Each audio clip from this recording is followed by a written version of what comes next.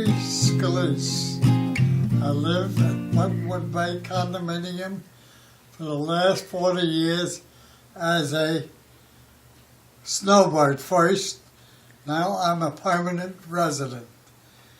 I was unfortunately to fall sick and needed help, and the visiting nurses came to me to see me and took care of me. I have some wonderful nurses taking care of me from morning till night. I'm very proud to be part of this organization, which is now, I think they call that, Hospice? I can't think of the name. Hospice. Now you're in hospice. Hospice, which has helped me a lot. They've taken care of me, given me nurses to bathe me, and take care of my clothes and everything for me and my wife. Now, it's a real helpful thing to have organizations like that in the Keys here.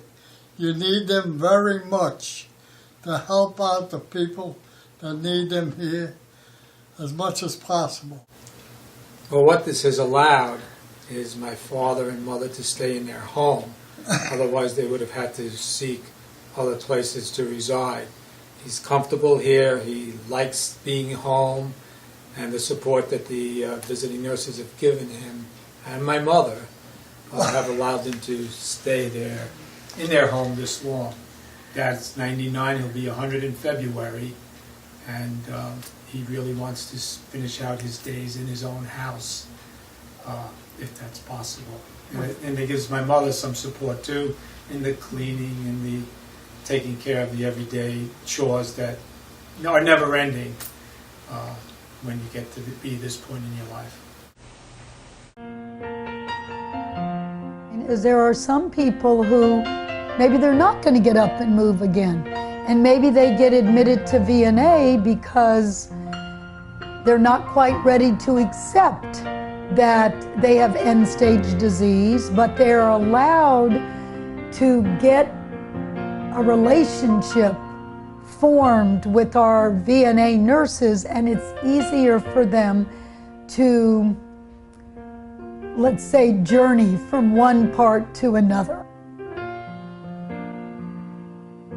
First became acquainted with hospice because my neighbor Barb had cancer, and of course we were good friends with Hank and Barb, and so while hospice was there, we were allowed to come into the home and spend time with her whenever we wanted, even right down to the very end. I was with her, just minutes before she passed, and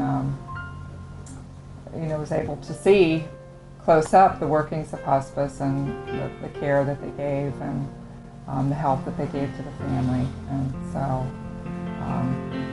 I knew when the time came for us that was probably something that we would want to do if we could.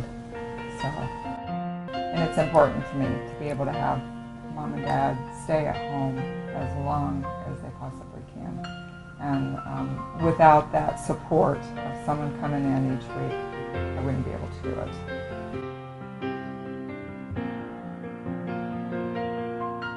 I've been a volunteer physician for this agency. And there were two reasons. One, I wanted to keep my hand in medicine in some way that wasn't quite as demanding as what I had done before. And secondly, I wanted to give something back. I mean, medicine has been very good to me. It's something I've enjoyed enormously. It's been rewarding in every sense that you can think of. In 1990, Joe had a stroke during an open heart surgery to repair a congenital heart anomaly that he was born with.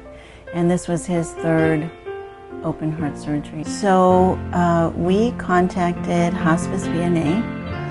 and we were actually, I think, if not the first V.N.A. patient, very close to being the first. And I'll never forget Bonnie coming to the front door, and Joe was propped up in the bedroom between pillows, and I had Sesame Street on for him, and Bonnie took one look at the house and me and Joe and knew that we were really struggling.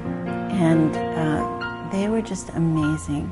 I don't think people really understand what it's like when you have somebody within your immediate family that's so sick and you need that kind of help until you've been there. You just can't imagine how horrible it is. Have a resource like V.N.A. locally, I can pick up the phone and say, "Hi, this is Dina Hoagland," and everybody in the office knows who I am.